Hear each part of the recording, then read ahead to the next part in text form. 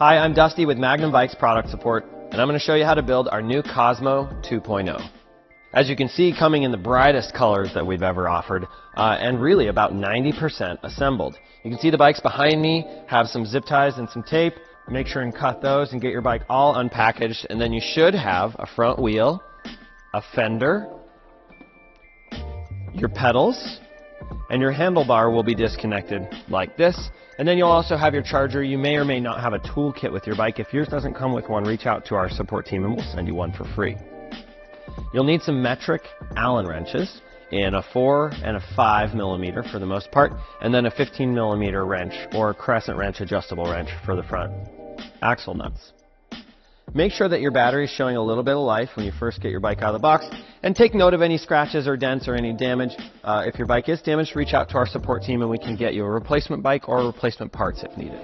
I've removed all my packaging. I'm going to start by installing the handlebar. You'll need a 5 millimeter Allen to loosen the bolts on the faceplate of the stem here. The stem will already be on the bike. And we're just going to loosen all 4 of these. Now, a little known trick, the Magnum display actually slides off of the mount. So if you give it a little bump up, it can slide off, and that will give you a little bit better access to the faceplate bolts for your handlebar. It can be a little awkward with the 4 bolts, so I like to actually start with 2 diagonal from each other. And I'll just get those kind of hand tight and then start with the rest of them.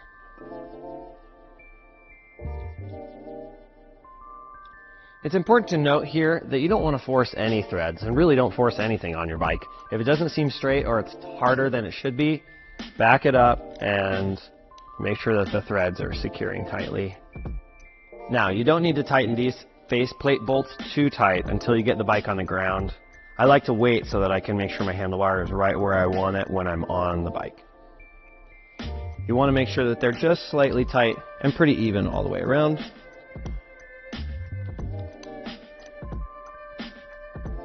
And then let's slide our display back on to the mounting bracket. Next, we're going to install our fender, then our front wheel. You'll need your 5 millimeter Allen once more. We're going to loosen the bolt on the back of the brake arch of your Sun Tour fork.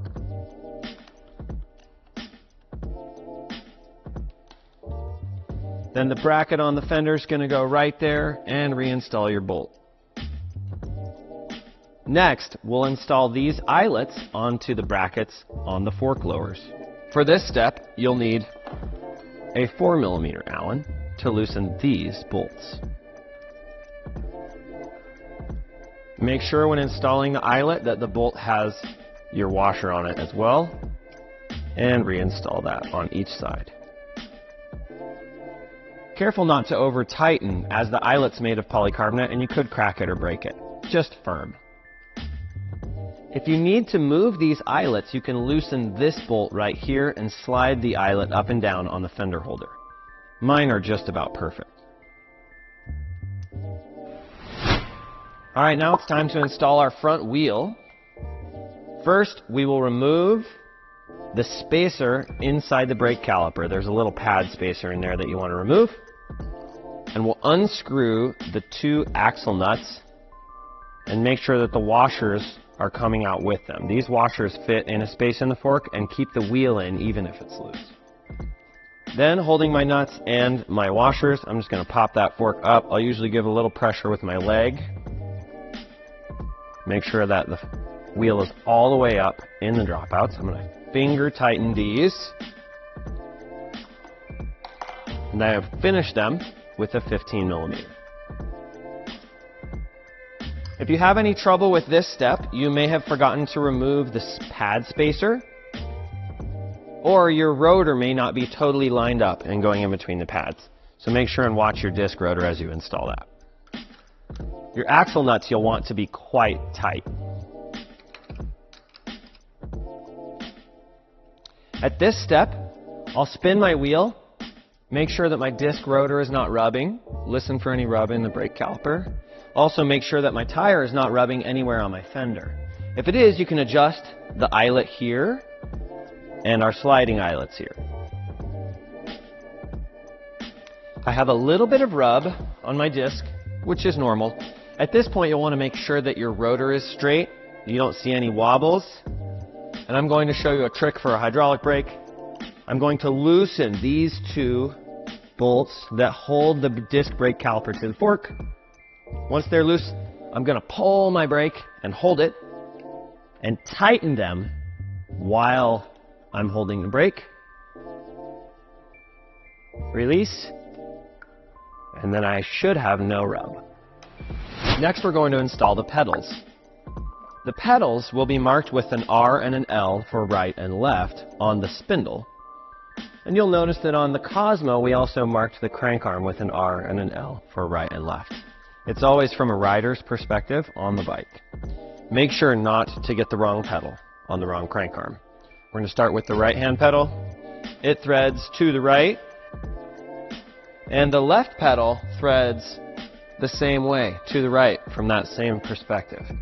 I always start pedals by hand, so as not to over-tighten or ruin threads. Then I'll make sure and use a wrench at the end. Once I know I have the threads started well, then there's a fun trick you can use.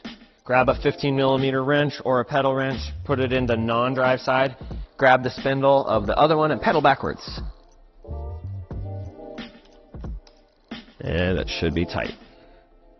You want your pedals to be quite tight. I also put a little bit of polylube or grease on the threads.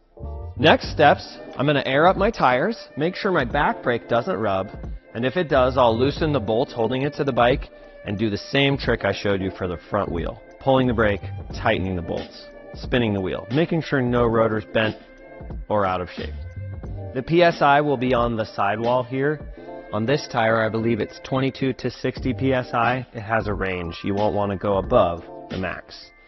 I like a nice 40 PSI for a tire like this. I'll do the same for the front.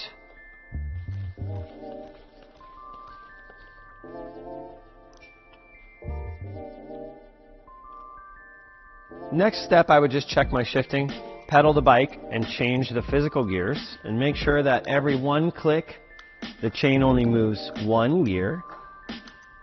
The Shimano 8-speed and 7-speed systems come pretty dialed right out of the box. That one looks good. I'm going to power on my bike and just make sure it turns on and that the battery shows life. If needed, you can charge your battery while you're building the bike. You can use the keys to remove it to make it lighter weight and easier to handle as well. Next, I'm going to lower my bike to the ground and make some final adjustments and tightening to the handlebar and the stem, and I'll be ready to ride. I'll throw down the kickstand just so I don't have to hold the bike up. And then I want my handlebar to have a nice amount of rise and a little bit of back sweep. And if it doesn't, then I will adjust where it sits in the stem. Like so.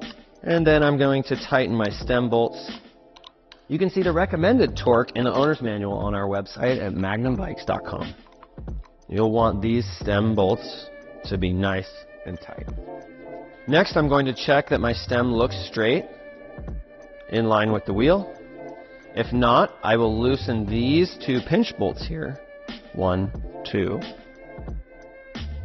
Align my stem, and then tighten these back down. This stem is adjustable with tools. There's a full video on how to adjust it on our YouTube channel. Next, I'm going to probably remove my keys so I don't lose them. Make sure that everything else is tight and where I want it to be. And now I'm going to go for a ride.